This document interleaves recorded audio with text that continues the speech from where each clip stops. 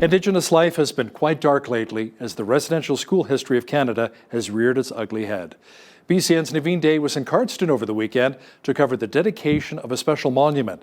This was not only to honour the children who didn't make it back home, but to also remember the victims of a brutal massacre. This will never be in a textbook. You will never read this in a textbook, and I thought how sad that was. Former Cardston High School teacher BALDWIN and some former and current Blackfoot students designed a monument and healing garden that was installed, then dedicated on June 19th. It is to honor those who survived and those who died in the Baker Massacre, as well as in residential schools. In her Master of Education thesis, PhD candidate Ramona Bighead tells the story about how over 200 innocent Indigenous people, mostly women, children, and elders, were senselessly killed. She says the event was first sparked by the murder of a prominent rancher and fur trader named Malcolm Clark. He was accused of allegations of raping a Blackfoot woman, and her husband came and got revenge on him. In retaliation, General Philip Sheridan sent a squadron of cavalry led by Major Eugene Baker to look for Mountain Chief's camp where Clark's killer was residing.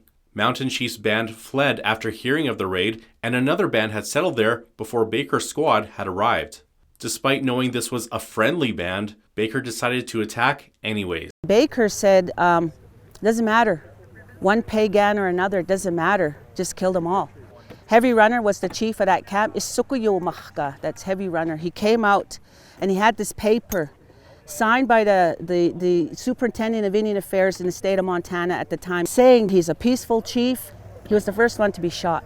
Approximately 217 were murdered that day.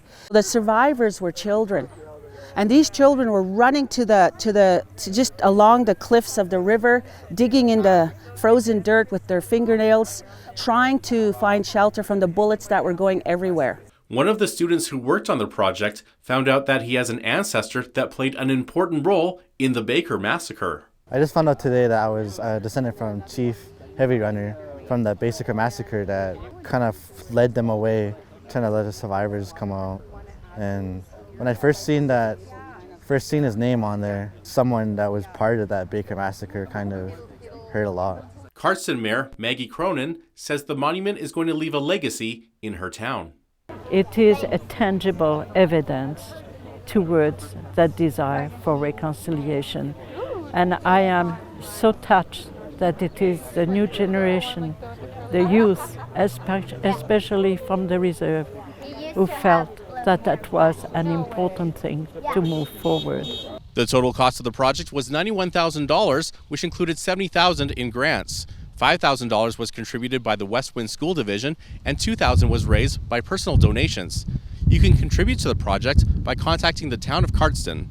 For Bridge City News, I'm Naveen Day.